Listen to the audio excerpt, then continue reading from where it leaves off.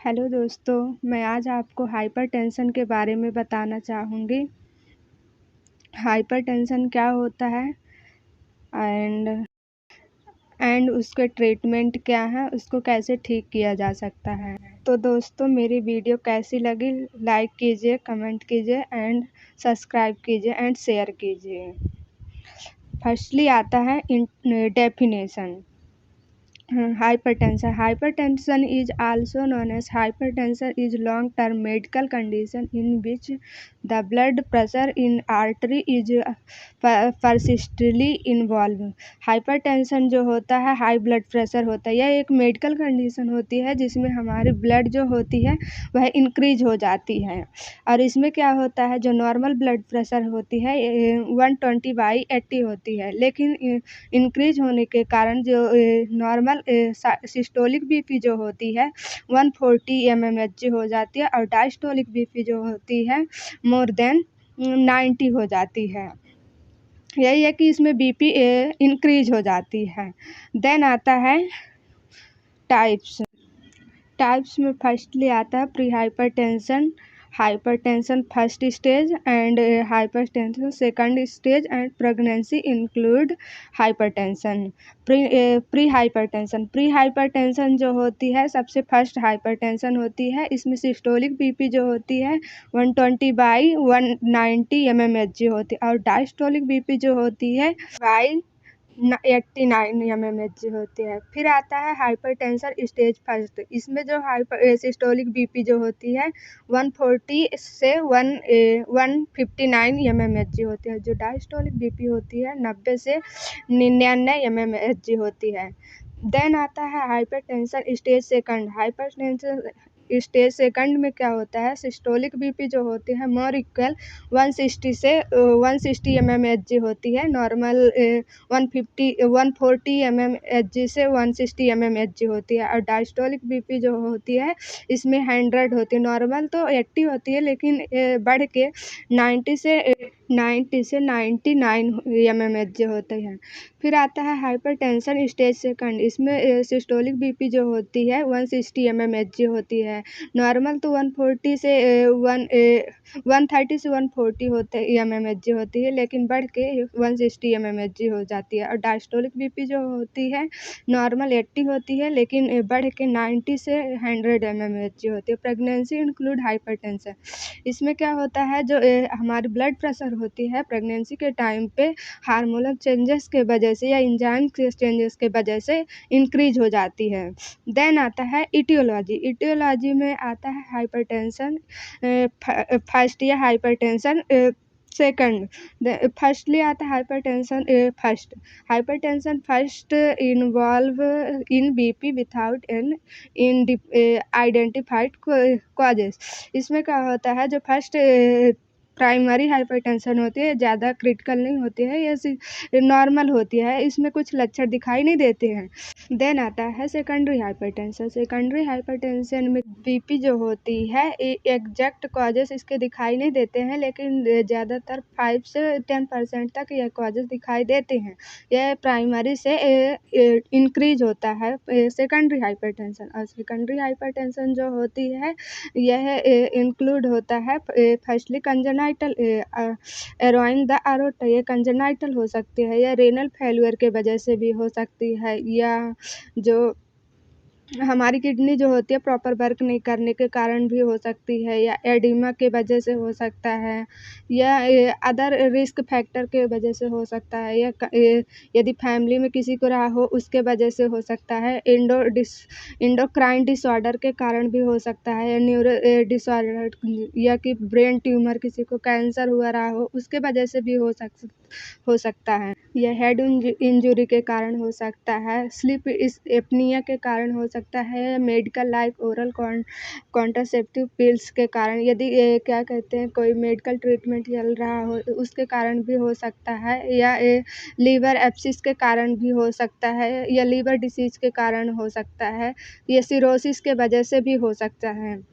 Then आता है risk factor मतलब किसके किसके कारण हो सकता है। Age changes, CAB, cardiac adrenal disease के कारण हो सकता है। यह ज़्यादातर एज 50 एज से अधिक वालों को हो सकता है। यदि कोई आपके फैमिली में अल्कोहलिक है या स्मोकिंग है या डायबिटिक मेलाइटस है उसके कारण भी हो सकता है। ये डाइटरी पैटर्न में सोडियम इंक्रीज करने से या कि ये क्या कहते हैं किसी भी फैमिली में हुआ रहा होगा फैमिली हिस्ट्री में, इसके कारण भी हो सकता है। ज़्यादा एज के कारण भी हो सकता है। ओबेसिटी के कारण हो सकता है या बहुत स्ट्रेस लेने के कारण भी हो सकता है। सेकंड सेडेटरी लाइफस्टाइल के कारण हो सकता है या लाइफस्टाइल में चेंजेस के कारण भी हो सकता है। देन आता है क्लिनिकल फ्यूचर उसमें क्या क्या इसके साइन सिम्टम्स होते हैं। सीवियर एनीमिया होगा, हेडेक होगा, डिजीनेस होगा, नोजिया हो सकता है, वोमिटिंग हो सकता है एंड फटीग होगा, उसके सिर में दर्द रहेगा, कन्फ्यूजन, स्टैसिस हो सकता है, चेस्ट में पेन रहेगा, शॉर्टनेस ऑफ ब्रीथ हो सकता है, उसको सांस लेने में प्रॉब्लम होगी, इरेगुलर हार्ट बीट रहती है वो इरेगुलर रहेगी, नॉर्मल का नहीं रहेगी, पैप्लेडेमिया हो सकता है या कि पल्स रेट जो होती है इंक्रीज हो जाएगी, हाई बीपी होगा, उसको वीकनेस सा लगेगा, ओबेसिटी हो सकती है। देन आता है diagnostic evaluation. Firstly history collection and physical examination.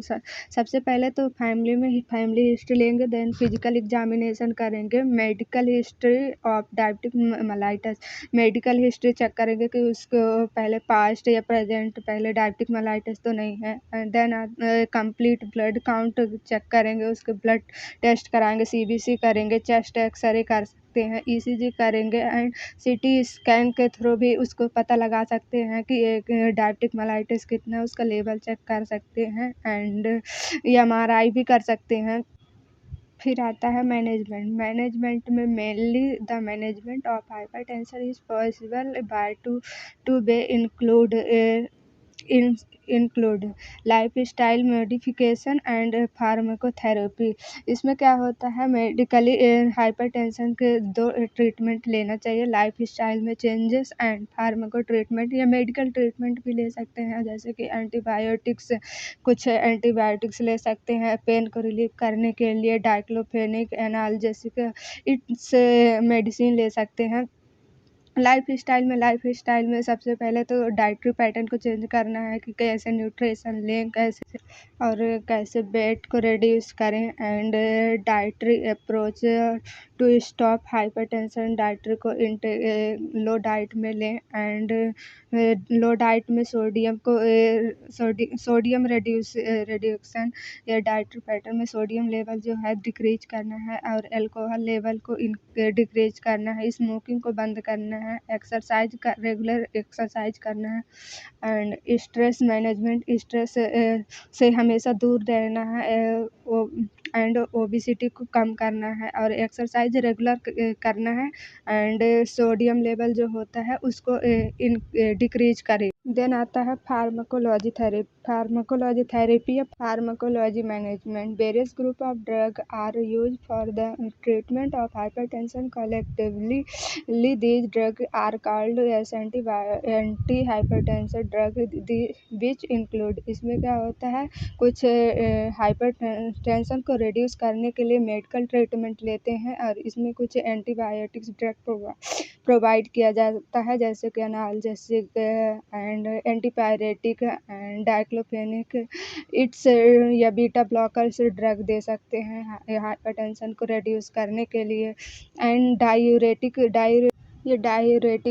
Medication भी दे सकते हैं। देन आता है बीटा ब्लॉकर मेडिकेशन दे सकते हैं जो हमारी हार्ट बीट है उसको डिक्रीज करने के लिए एंड अल्कोहल को रिड्यूस करना है एंड जो स्मोकिंग है इसको भी रिड्यूस करना है। अल्फा ब्लॉकर मेडिकेशन दे सकते हैं एंड पोटेशियम बाइकार्बोनेट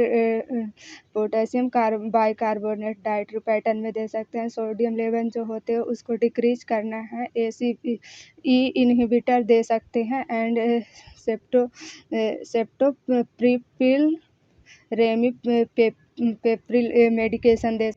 देन आता है nursing management. Proper history collection should be done which include family history में प्रॉपर फैमिली हिस्ट्री कलेक्शन करेंगे कि किसी को प्रेजेंट या पास्ट या फैमिली में किसी को हाइपरटेंशन पहले से तो नहीं था।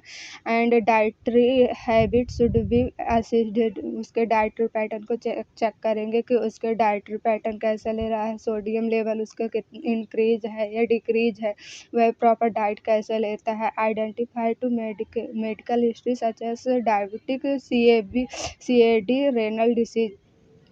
इसमें आइडेंटिफाई करेंगे कि मेडिकल हिस्ट्री में यदि उसको कहीं मेडिकल हिस्ट्री में तो हाइपरटेंशन नहीं था या डायबिटिक मेलाइटिस नहीं था या कार्डियक आर्टियल डिसीज तो नहीं था या रेनल डिसीज तो नहीं है या फिर देन आता है instruct the patient to avoid smoking and alcoholism, उसके एल्कोहल एंड स्मोकिंग लेवल को डिक्रीज करना है। Escalate heart rate and palpate peripheral pulse, उसके पल्स रेट को चेक करेंगे कि उसका पल्स रेट तो डिक्रीज तो नहीं है या इंक्रीज तो नहीं है, उसकी BP जो है इंक्रीज है कि डिक्रीज है। फिर आता है identify to use the medication such as contraceptive steroid NSAID its, उसके कॉन्ट्रासेप्टिव मेडिकेशन को चेक करेंगे कि कौन सी कॉन्ट्रासेप्टिव मेडिकेशन ले रहा है या नहीं ले रहा है। मॉनिटर वाइटल साइन फ्रीक्वेंसी और उसके वाइटल साइन लेवल को चेक करेंगे कि उसकी BP डिक्रीज है या वाइटल साइन उसकी पल्स रेट प्रॉपर चल रही है कि नहीं चल रही है।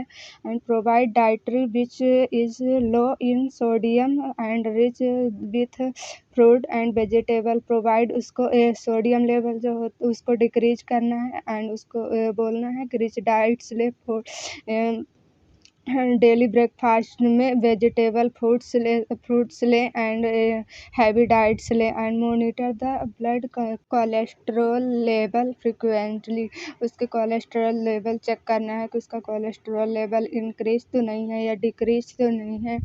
तो दोस्तों बताइए आप लोगों को मेरा वीडियो कैसा लगा, एंड लाइक कीजिए, सब्सक्राइब कीजिए एंड कमेंट कीजिए ताकि अगले वीडियो आप तक पहुंच सके।